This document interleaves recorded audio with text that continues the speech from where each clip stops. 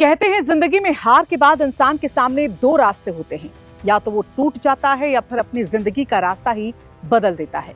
लेकिन बिहार से सामने आई एक कहानी ने हर किसी को सोचने पर मजबूर कर दिया है। एक ऐसा छात्र जिसने देश की सबसे कठिन परीक्षाओं में से एक नीट में सफलता नहीं मिलने के बाद ऐसा फैसला लिया जिसकी कल्पना शायद उसके परिवार ने भी कभी नहीं की थी। जिस बेटे को माता पिता डॉक्टर बनते देखना चाहते थे, वो बेटा अचानक घर छोड़कर वृंदावन पहुंच गया, भगवा वस्त्र धारण कर लिए और भक्ति के रास्ते पर चल पड़ा। लेकिन कहानी यहीं खत्म नहीं होती है। जब छोटा भाई बड़े भाई को खोजने निकला तो वो भी उसी राह पर चल पड़ा। आखिर ऐसा क्या हुआ कि दो भाई पढ़ाई और करियर की दौड़ छोड़कर भक्ति के रास्ते पर निकल गए? क्या ये सिर्फ असफलता का असर था या फिर मन में उठे किसी बड़े बदलाव की कहानी?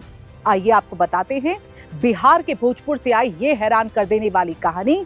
बिहार के भोजपुर जिले के शीतल टोला में रहने वाले कुमार विशाल का परिवार उस वक्त सख्ते में आ गया जब उनका बड़ा बेटा सिद्धार्थ विशाल अचानक से घर से गायब हो गया। सिद्धार्थ कोई साधारण छात्र नहीं था, उसने डॉक्टर बनने का सपना देखा था और इसी सपने को पूरा करने के लिए वो राजस्थान के कोटा पहुंचा। साल 2023 में कोटा जाकर उसने नीट की तैयारी शुरू की। दिन रात मेहनत, कोचिंग, किताबें और एक ही लक्ष्य, डॉक्टर बनना है। लेकिन जिंदगी हमेशा हमारी योजनाओं के हिसाब से नहीं चलती। साल 2025 में भी जब नीट में सफलता नहीं मिली तो सिद्धांत के मन में निराशा बढ़ने लगी। एक तरफ सपनों का दबाव, दूसरी तरफ लगातार असफलता का दर्द। और फिर आया वो दिन जिसने पूरे परिवार की जिंदगी बदल दी। 14 जून 2025 की सुबह करीब 4 बजे सिद्धांत बिना किसी को बताए घर से निकल गया। परिवार ने सोचा शायद कहीं चला गया होगा और वापस आ जाएगा, लेकिन दिन बीते, हफ्ते बीते, महीनों तक कोई खबर नहीं मिली। माता पिता की चिंता बढ़ी। आखिरकार थाने में गुमशुदगी की रिपोर्ट को दर्ज कराया गया। लेकिन इस कहानी में एक और मोड़ तब आया जब सिद्धांत का छोटा भाई सार्थक विशाल अपने बड़े भाई को खोजने के लिए घर से निकल पड़ा।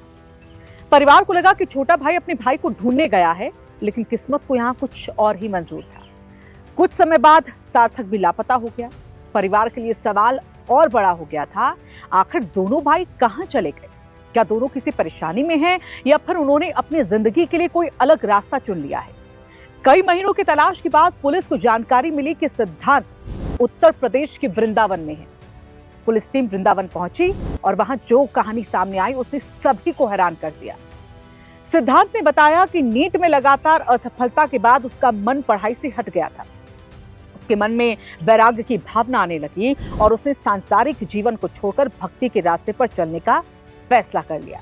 वृंदावन पहुंचने के बाद उसने सिर मुंडवा लिया, भगवा वस्त्र धारण कर लिए और अब लोग उसे श्याम बाबा के नाम से जानते हैं।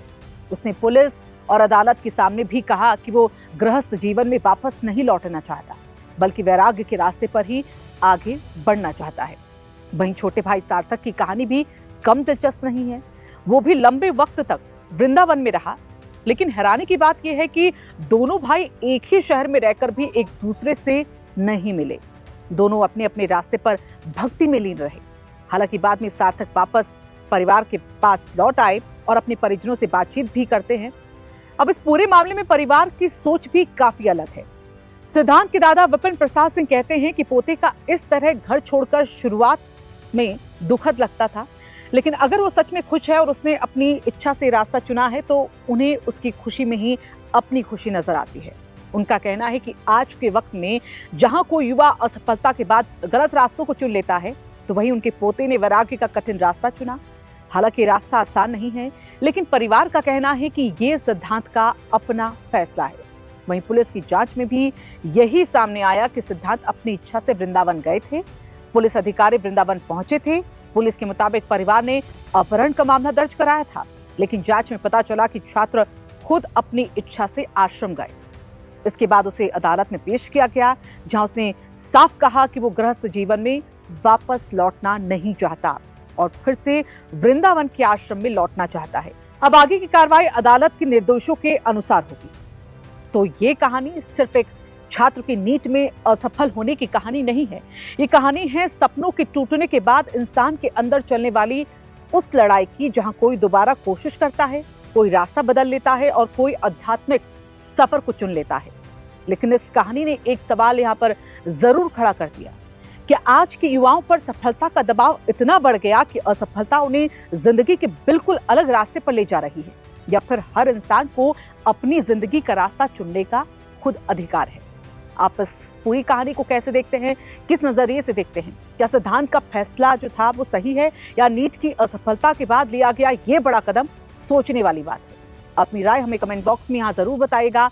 और अगर आपको ये कहानी दिलचस्प लगी हो तो इसे लाइक करें, शेयर करें, और ऐसी ही अनोखी और असरदार खबरों के लिए रायशुमारी को सब्सक्राइब और फॉलो करना बिल्कुल ना भूलें।